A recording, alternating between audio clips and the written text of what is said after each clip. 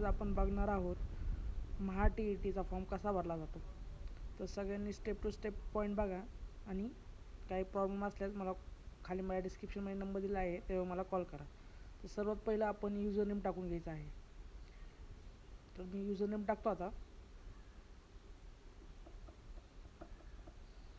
User name टाकल्यानंतर password वगैरे सगळं फिल करा.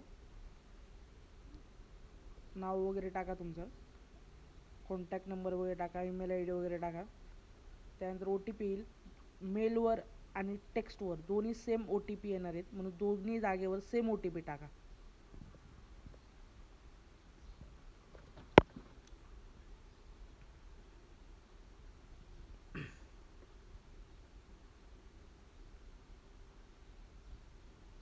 ते झाल्यानंतर सबमिट करा. तुमचा फॉर्म रजिस्ट्रेशन होईल. रजिस्ट्रेशन झाल्यानंतर परत एकदा लॉग इनमध्ये जावा. लॉग इन करून दाखवतो म्हणून. लॉग इनमध्ये जावा. तुम्ही जो युजर आय डी पासवर्ड टाकला तो युजर आय डी पासवर्ड टाका. लॉग इन करा.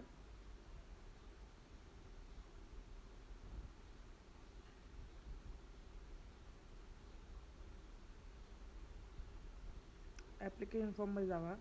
तुमचं नाव टाका. तुमचं वरती रजिस्ट्रेशन केल्यामध्ये वरती ऑटोमॅटिक नाव येईल. खाली तुमचं नाव कन्फर्म नाव टाका.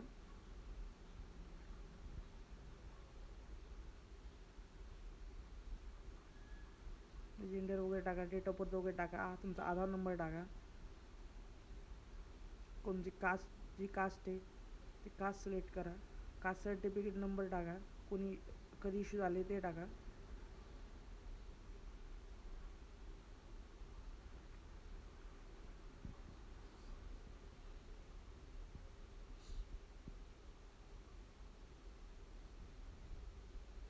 सेव्ह अँड नेक्स्ट करा.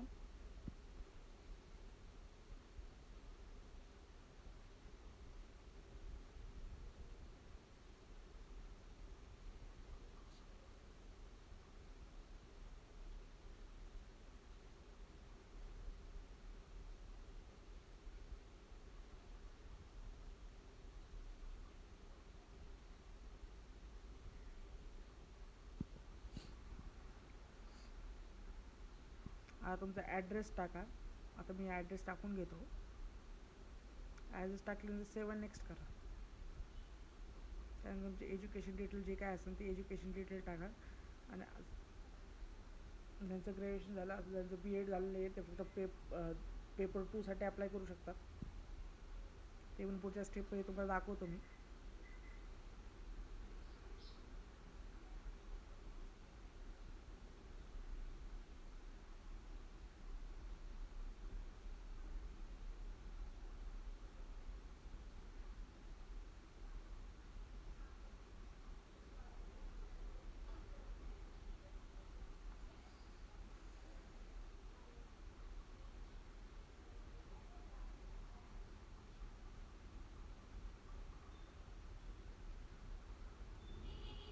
ॲड्रेस फिल करण्यासाठी टाईम लागत आहे.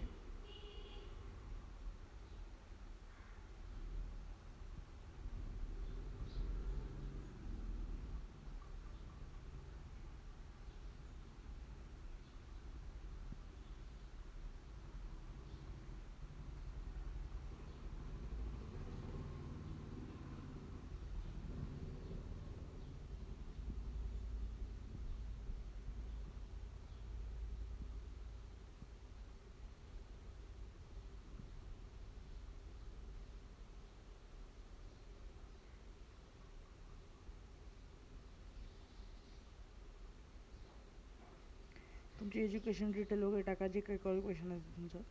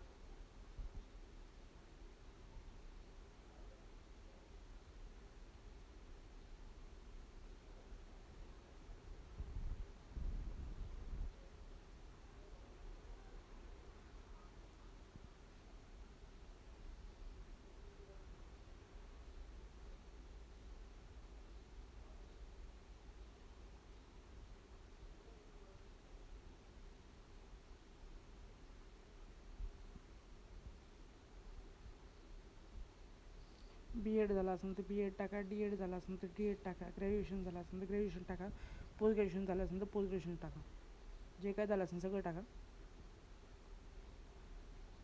लक्षात ठेवा, ज्यांचं D.Ed झालेलं आहे आणि ग्रॅज्युएशन झालेलं आहे ते दोन्ही पेपरसाठी अप्लाय करू शकता, आणि ज्यांचं B.Ed झालेलं आहे ते फक्त पेपर 2साठी अप्लाय करू शकता.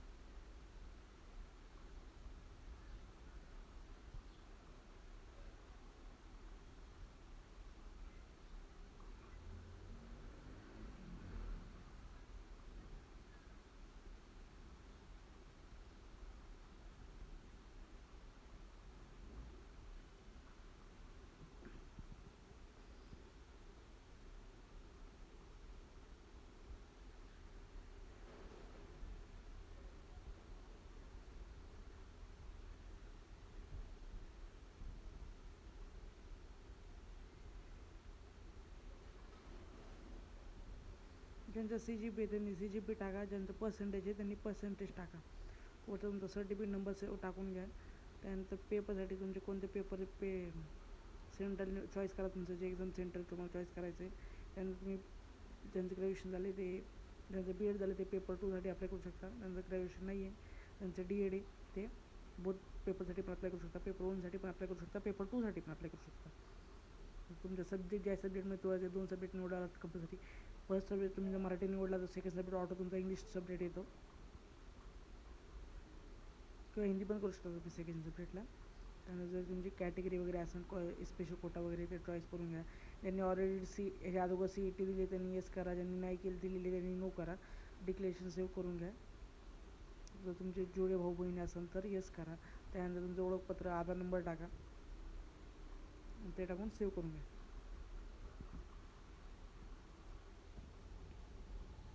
त्यानंतर तुमचे डॉक्युमेंट्स अपलोड करा.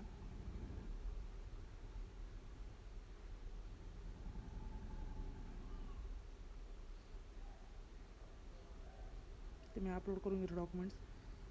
एक डिक्लेरेशन असतं त्यात तुम्हाला वरती दिले जाईल तो डिक्लेरेशन, पण ते डिक्लेरेशन पण अपलोड करा. हँड रिटन डिक्लेरेशन येते, त्या हँड रिटन डिक्लेरेशन फिल करून अप्लाय करा.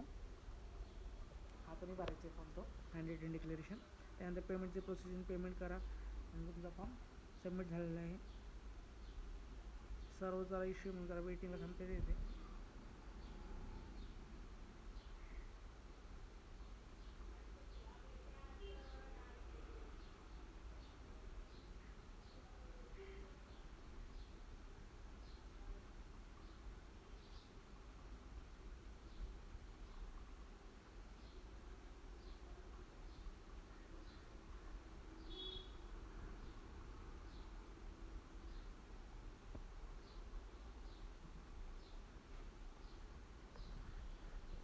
सर्वचा इश्यू म्हणून जरा पेमेंटला लोड घेत आहेत.